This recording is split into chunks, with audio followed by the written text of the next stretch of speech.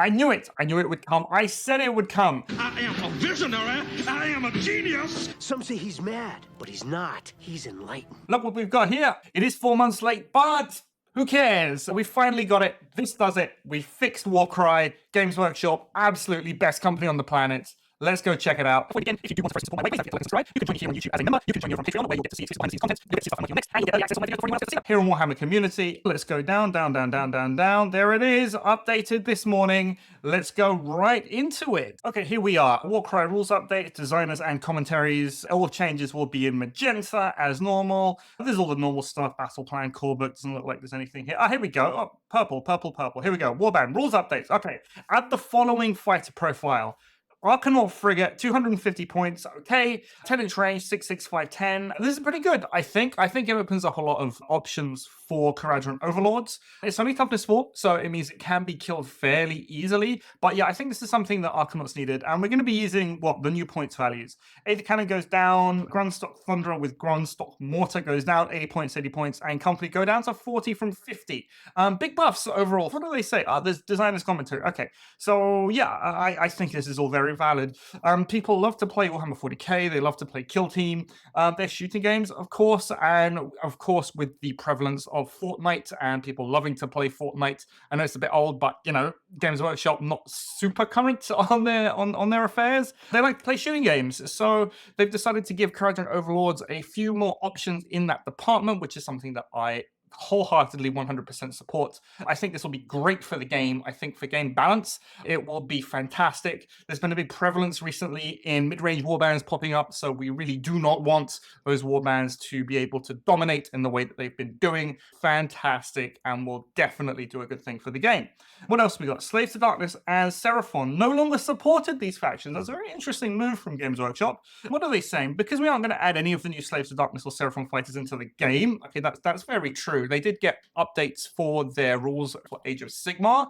Warcry isn't going to do that. They like to run a very tight ship. Those models are never basically going to be added to the game. Games Workshop does have that policy of not providing rules for unsupported models. So because of that, STD and Seraphon basically removed. Again, that's absolutely fine. No one was playing them anyway. So I think any way for them to streamline their operations and streamline the amount of rules that they are supporting is always going to be a very good thing. Corvus Cabal, we got 2 changes here. Changes to Swooping Attack and Death from Above. So, Swooping Attack, change to, this fighter makes a bonus move action. In addition, if the fighter jumps 3 or more vertically inches downwards during that move action, they can make a bonus attack.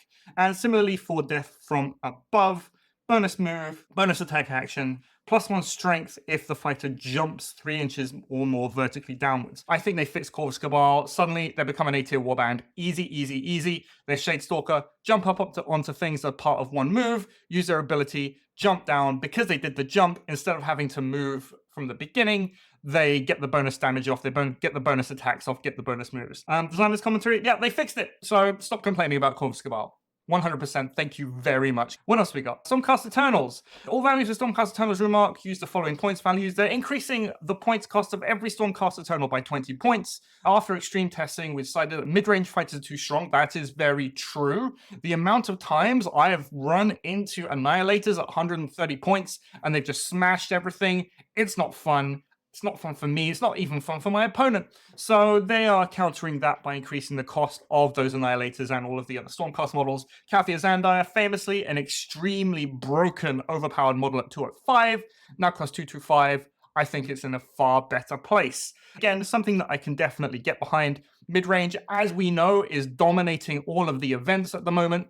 Way too strong, so I'm very glad that that's something that Games Workshop are doing. Chaos Monsters, use the following points values. Chimera down to 200. Okay, that's a very interesting take, I think. They're saying they went too far. Just as a reminder, last time they pushed the points cost of the Chimera up to 550. They're saying it's fine, and I generally tend to agree with them. You don't see any Chimeras anymore, really, at events. And that's a real shame, because people want to play with their models. And Games Workshop should allow them to play with their models as much as possible. Having more tools in there, like the Chimera, are really necessary to be able to curb them and to keep other different kinds of warbands in the game. Oh, also it says here that because of the Games Workshop's new scenic basing requirements that we've seen in their Age of Sigmar and their 40k events, the Chimera is now going to be supplied with a 25mm base, and that's basically what you need to bring. Overall, it's not so much of a buff for the Chimera. I think it's fine. I think it will do generally well. Hopefully we'll see one or two more in those top tables. I'm very much looking forward to it. What else do we have? Nothing much here. This is all pretty much the same as it was. A very clear and concise message from Games Workshop. They don't want you to play mid-range fighters, and I 100% agree. They're way too powerful. They should basically be removed from the game. Kharadron Overlords were in a very weak spot, so now I'm hoping that they will be bumped up in the rankings. Maybe they'll even move up to B tier, or perhaps even A tier. That's something that's going to be very interesting. No one's playing KO at the moment, so I think that's something we need to do. Again, Slaves of Darkness Seraphon, no one really cares because no one plays them, no one has the new models, no one even bothered to buy them. Corvus Cabal, I think it gets the boosts that we need. Stormcast Eternals, I think will be brought down from the S tier that they currently are. I think that's a really interesting take from Games Workshop. I think it's going to shake up the meta. I am very much looking forward to playing in this kind of profile. I've already got my Archanaut frigate already painted up and built, so that's going to be really cool. I've been comboing it with a Slan, the Slan and the frigate combo, the old 1-2 punch. I think that'll be very good, and you're going to be seeing it in a tournament very soon near you. So yeah, that's it. That's it from me for today. Thank you very much for watching. I'm really excited. I've been Itan. This has been Off Better Musings. See you next time. You crazy son of a bitch, you did.